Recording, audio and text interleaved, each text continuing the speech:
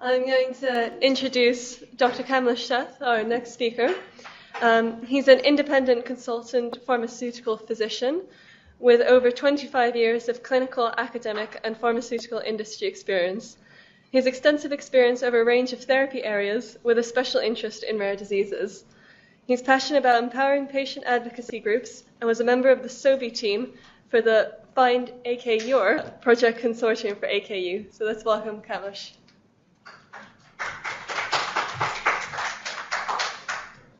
Thanks, Flora. I would also like to thank Findacure for inviting me here today for this lovely workshop. Hello, everybody. It's nice to see so many of you here this afternoon. I'm going to be speaking about interactions between patient groups and the industry, the pharmaceutical industry. As Flora mentioned, I'm an independent pharmaceutical physician.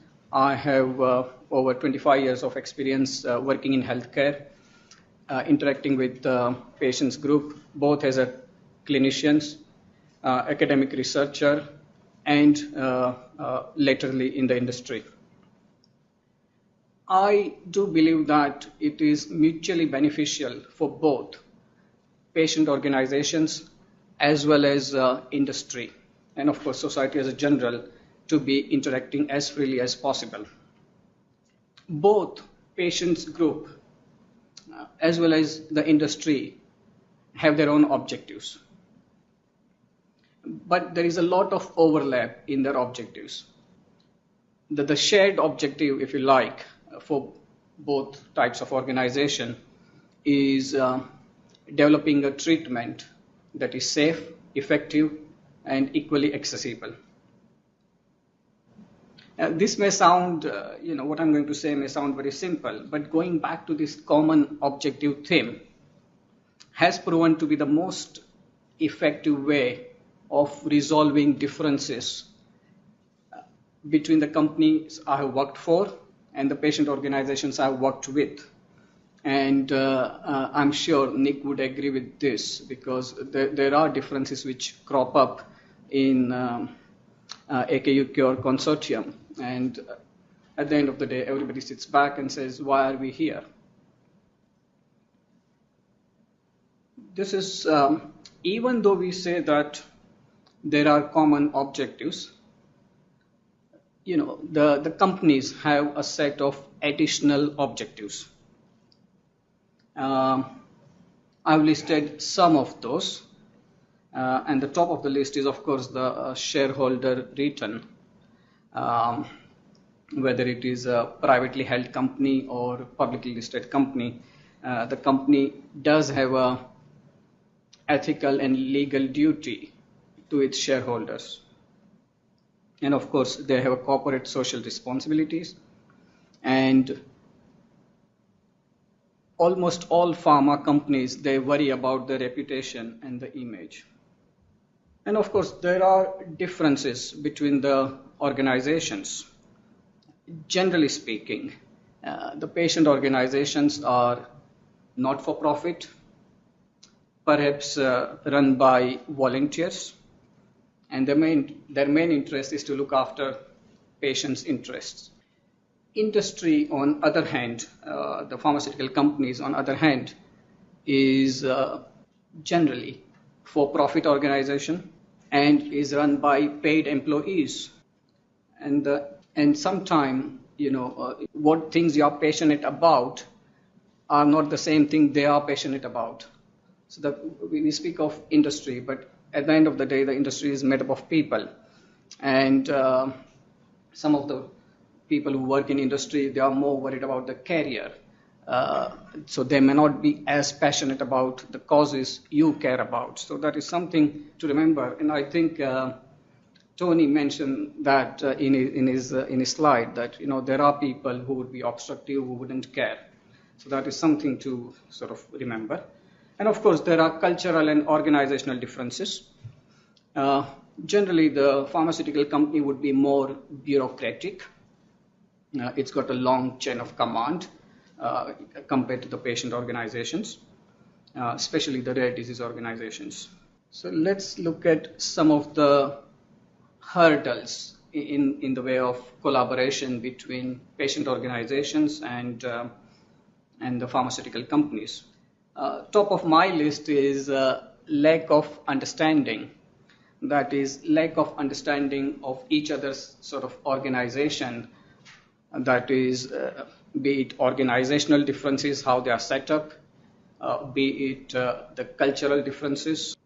And this lack of understanding also, in my opinion, leads to lack of trust. So you do come across that this lack of trust is one of the biggest sort of hindrance, I think, in sort of fruitful collaboration. And that can be overcome, I believe, by trying to understand, where each party is coming from. And of course, there are regulations. Even though I have listed regulations here as a hurdle, it's of course not a hurdle in the sense it is there to protect both the patient organizations as well as the companies. But having said that, the regulations do, in my opinion, add a additional level of bureaucracy and a sort of delayed decision making from the industry side. So these are sort of some of the practical tips I believe are useful for patient organization to work effectively with the industry. The first one and the foremost, I think, is to find a suitable partner or a company to help your cause. And this may be easy for certain types of diseases. It's not that easy, I believe, for rare conditions. Let me elaborate. So there are companies who are sort of focused on a single therapy area. So there are pharmaceutical companies, say, focusing on dermatology or skin disorders, and then there are companies who specialize in neurology or oncology and so on and so forth. At the same time, there are companies who specialize in rare conditions, irrespective of therapy areas. So if somebody has, I came across this recently, and so I'm currently working on a rare condition affecting liver. Which is the sort of right company to work with, the company which is specializing in rare disease or the company which is specializing in hepatology, liver conditions. Having said that, of course, there are other factors as well to consider, and I think I do believe while choosing a sort of partner company, one needs to think through which type of company you would be very comfortable working with, or you would feel comfortable working with. So some sort of, especially the rare disease patient group, they might feel comfortable working with a smaller companies as against a very big company where that they may not be, they may feel that they are not talking at a sort of level terms. Of course, the next point is transparency. Of course, transparency is key.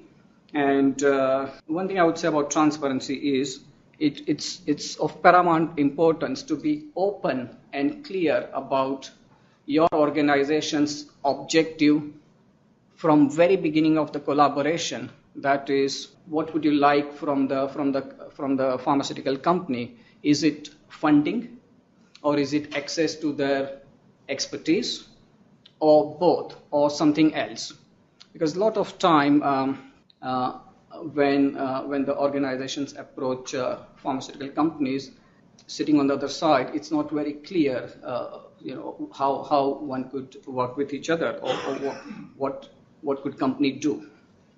So it would be really good to have clarity of thoughts before approaching. This is what we want, and be open and transparent about it. The third point I really cannot emphasize enough, and I think it is, if there is perhaps one take-home message, would be this, I think, is to, if possible, to find one person in the company, a pharmaceutical company, say you choose, who perhaps would be as passionate about your cause as And this is very crucial because the companies, they have resources, but of course they have a limited resources. So what happens is the companies have multiple therapy areas, multiple departments, and once a year they meet up to decide the company strategy, where they are going to focus, how they are going to allocate budget, etc. And it would be nice that if there was somebody championing your cause in those strategic meeting. I do remember a meeting at SOBI while we were discussing supporting AKU research, and it's very amazing to see that how in a short meeting decisions are made and which can really change for a lack of better word, the course of history. So you really do need somebody who is really, feeling passionate about your cause and really trying to fight within company for your cause. So that is something very important. And of course, that also leads me to another point, is to when to submit the proposal. Because the most companies, they decide their sort of plans way ahead. So for example, most company will have a 5-year rolling plans, and then which are sort of, change little bit here and there on a yearly basis. And that yearly basis, again, so for example, in SOBI, we would decide what we will do, say January 2015, in sometime in March 2014. So the timing is also very crucial. And say if you were to submit your proposal in April 2014, then you would go back with the idea that this company is not responsive. So that is also crucial. And of course, the last 2 points are sort of, are very obvious, but, sitting on other side, sometime you get proposal, but it really doesn't clearly lay out that what is in it for company, how do they sort of benefit. And of course, sometimes some of the proposals really don't also spell out what, the patient organizations bring to the table. So I would quickly go on to the next slide, which basically, I'm sure all of you know this, but so I've just listed this for the sake of completion, and also basically to sort of reiterate that a lot of these points should go into any kind of proposal from patient organizations to the companies. So that is to, even though it is obvious, I think there's no harm in stating this back to the company that, we know the disease. We really know the impact the disease makes on us and our family. We have a network of patients. And of course, as I was talking at the tea break, I think the patient groups are becoming more and more influential on shaping the policy and the governmental policies. And these things are very, very, very valuable to the industry. And of course, with all these things, the patients group can help companies with both marketed products as well as the research and development or upcoming products or the newer products. And for this presentation, I'll just focus on the second part, that is the researching and developing the new drugs. The first point, a lot of people do believe that the industry would know where the unmet medical needs are, but that's not really true. A lot of companies, wouldn't have heard of the diseases you are representing. So patient group definitely can help companies to approach them and say, hey, what about this? We represent this disease, and there are so many of us in the UK, Europe, etc. What can be done? So identifying unmet medical needs is something patient group can really do and highlight to the individual companies or to the industry as a whole. I think a lot is already said about the natural history of disease, and I would just say that knowing natural history of the disease is very crucial to pharmaceutical companies, so that they can decide at what stage in the disease they should sort of intervene or try to find a treatment at what stage. I think AKU is still a sort of classic example for that. I don't think there is a clear answer yet at what stage one should be considering the pharmacological treatment for alkaptonuria. And such types of decision can only be helped by knowing the natural history of disease. So what industry would want to know, or everybody would want to know, at what point the process becomes irreversible, if that makes sense. Most of the diseases progress in a way that at certain point it becomes irreversible. And the best way to, of course, know the natural history is by observational studies or so-called registries. Somebody was mentioning registries in the there was a question on the registry in the morning session, and there are organizations who have a, if you like, ready-made IT infrastructure, and everything is there, and they invite patient groups to participate, and of course the patient groups, they own the data, so there are easily available solution to sort of setting up observational studies or registries. And of course the patient groups also help with the interventional studies. That is, again, this was highlighted by Hannah, that when the patient groups are actively involved in recruitment, the recruitment rate is higher, recruitment is speedier, and the dropout rate is lower. I think it's not really well known, but the clinical development or clinical trial part of the drug development process is the most expensive part of the whole process. It is not the basic science. It is not the animal studies.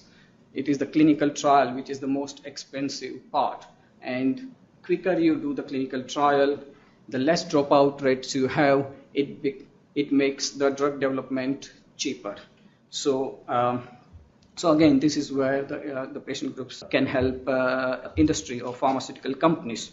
Of course, patient groups are crucial in identifying the endpoints for clinical trials. And again, this was mentioned: regulatory endpoint, clinical endpoint, and the surrogate endpoints in the morning talk. What I would say here is the patients can advise regulators. These are the clinical endpoints which are important to us. And this is really important for rare conditions, because this is the first time for regulator as well. They don't know the disease. And so that is something. The other thing is, as again, AKU sort of example, is to say that, we really cannot wait for the clinical endpoint, because that would take 25 years. So as a patient group, we are okay with surrogate endpoint. So this is something, again, a patient group can work with regulators. Of course, this is, all of you know this, and all of you have done this, so I'll just let you read the slide. The only comment I will make on this is the AKU Society has done almost all of this. And this is something which really helped SOBI to say, this group has done disease awareness campaign. So there is if you like, if there is a trial, there is a ready pool of patients. They have motivated physicians. Again, that helps trial recruitment, motivated researchers at Liverpool University who have done basic sciences, and so on and so forth. So, and of course, industry has knowledge, clinical trial expertise, project management expertise, commercialization expertise. So even if the patients are active part of the clinical trial development program, you would still need somebody to manufacture and distribute the drug. Again, this is self-evident. This is something I would just say very quickly is, apart from direct collaboration on clinical trial with industry can also provide training in, say, for example, clinical trial itself, or a media training, which may be useful for, to highlight your cause nationally or internationally. And of course, we all know there are rules governing interactions between patient advocacy groups and industry. Have you seen this type of booklet?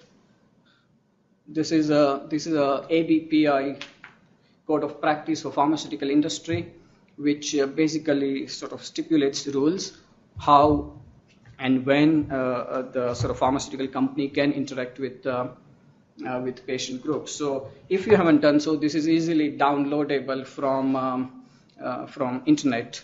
If you put ABPI Code of Practice 2014, and it is clause 25, and this is a big book, but on a patient organization there is 1.5 page, so it's just 1.5 page of read. There are of course European rules as well, and so this is my last slide. So in summary, the both industry as well as patient organization have shared objectives. I cannot emphasize enough that both parties bring something to the table and create a win-win situation. And of course, it's possible to work collaboratively and help find new treatment for rare diseases. Thank you for your time, and I'm happy to take questions.